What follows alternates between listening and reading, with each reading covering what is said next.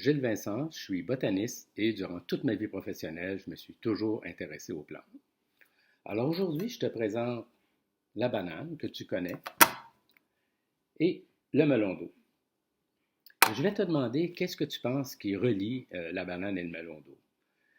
J'imagine que la première chose qui te vient à l'esprit, c'est que ce sont deux fruits et tu as raison. Mais il y a autre chose qui les relie, c'est que cette banane et ce melon d'eau-là n'ont pas de graines ou de fruits à l'intérieur, comme par exemple chez la tomate, le poivron ou encore les pépins qu'on trouve dans les cœurs de pommes.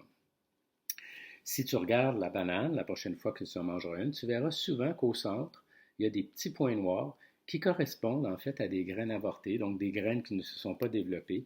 Et les melons d'eau, ben, de plus en plus souvent maintenant, on retrouvera sur le marché des melons sans pépins. Si ces fruits n'ont pas de graines ou de semences, c'est parce qu'ils ont été obtenus par des sélections, donc des croisements qu'on a fait avec des parents, qui ont fait en sorte qu'on a obtenu des fruits sans graines et souvent avec d'autres caractéristiques comme des fruits très très gros, avec une belle pelure, qui peuvent voyager sur de longues distances.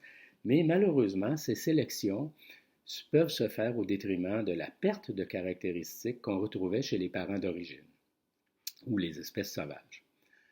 Un bel exemple de ça, eh bien, c'est cette même banane que je te présentais un peu plus tôt. Cette banane que l'on trouve sur les étalages d'à peu près tous les supermarchés, c'est la variété qu'on dit Cavendish. Alors, cette variété représente 99% des exportations mondiales de la banane. C'est le résultat de plusieurs croisements qui ont fait une banane qui a toujours une belle forme, une belle pelure lisse. Euh, et ce qui est intéressant avec la banane Cavendish, c'est qu'elle produit sur une énorme inflorescence, donc beaucoup de bananes produites par un bananier. On peut la cueillir verte et le mûrissement se poursuit lentement durant le transport, ce qui la rend très, très intéressante.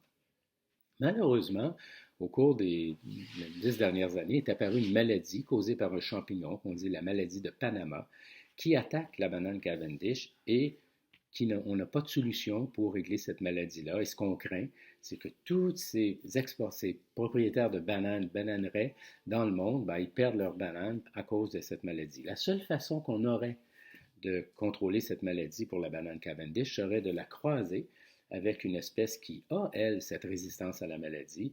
Mais malheureusement, comme la banane Cavendish, elle est stérile, ne produit pas de graines, ben, ce type de croisement est rendu très, très difficile. En même temps que tous ces travaux de sélection qui nous ont permis d'avoir cette grande variété de fruits et de légumes qu'on trouve au marché, s'est développée une agriculture que l'on dit industrielle, c'est-à-dire une agriculture sur de grandes surfaces, le plus souvent en monoculture, donc une seule espèce cultivée, et souvent très très loin des grands centres urbains.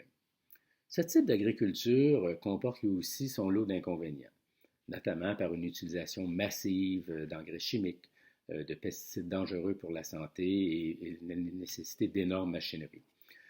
Bien que ce type d'agriculture ait été développé pour répondre aux besoins de la société moderne et nourrir parce que la productivité elle est très grande, on se rend compte aujourd'hui que ce n'est pas nécessairement toujours la solution et que produire ses propres fruits et légumes chez soi, localement, sans pesticides, sans produits chimiques, sans engrais chimiques, c'est une magnifique solution alternative.